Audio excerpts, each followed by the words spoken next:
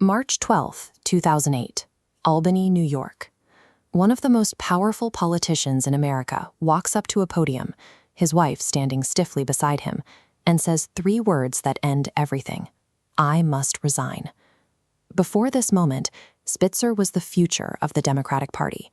He was a fearless prosecutor and a Wall Street slayer who had won his gubernatorial election by the largest margin in New York history. For 20 years, he built a reputation as an unbribable, righteous crusader. And then, in just 4 days, that entire identity was incinerated. This wasn't a standard political scandal. It was the total destruction of an enforcer by his own hand. Spitzer was born into wealth, but he didn't coast. He moved from Princeton to Harvard Law School, driven by a competitive fire that colleagues described as intimidating. He was a man who prepared more thoroughly and worked longer hours than anyone else in the room. In 1986, as a 27-year-old prosecutor, he helped dismantle the Gambino crime family.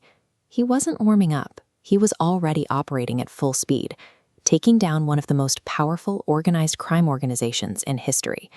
He operated in black and white. He hunted the most powerful targets without fear, fueled by an absolute certainty in his own righteousness. That aggressive, absolutist methodology made him a legendary prosecutor. It would also become the precise tool of his downfall. In 1998, Spitzer was elected New York Attorney General. He took a traditionally quiet office and turned it into a heavy weapon pointed directly at the heart of the financial sector. His primary weapon was the Martin Act, a unique state law granting unilateral strike capability against corporate fraud, bypassing federal regulators. In 2002, he used it to attack Merrill Lynch, proving they pushed stocks they privately called junk, resulting in a $100 million fine.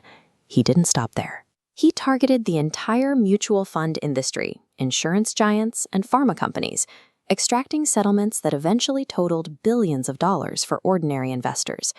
The press crowned him the Sheriff of Wall Street. These victories solidified a dangerous conviction. His uncompromising bulldozer approach was the only legitimate way to wield power. In 2006, Spitzer won the governorship with 69% of the vote, the largest margin in New York history.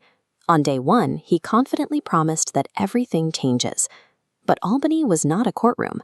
Governing requires coalition building, but Spitzer tried to run the state like a prosecutor, treating legislators as criminals to be broken.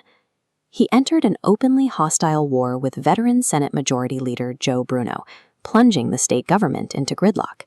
Frustrated, his office launched Troopergate, pettily weaponizing the state police to track Bruno's movements to embarrass him in the press. Spitzer was now acting exactly like the corrupt figures he had built his career hunting.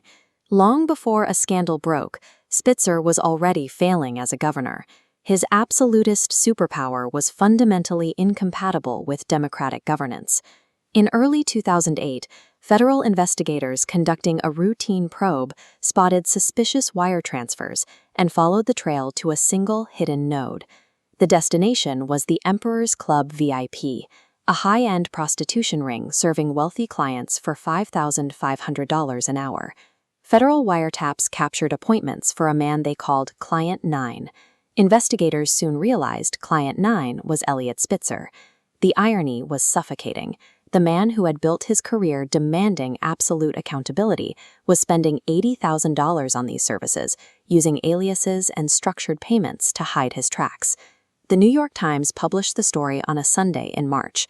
By Monday morning, it reached every front page and broadcast in the country. The absolutist had been caught in his own trap, rendering his entire public identity a massive hypocritical lie. Under immense pressure, Spitzer resigned after just 14 months in office, elevating David Peterson to the governorship.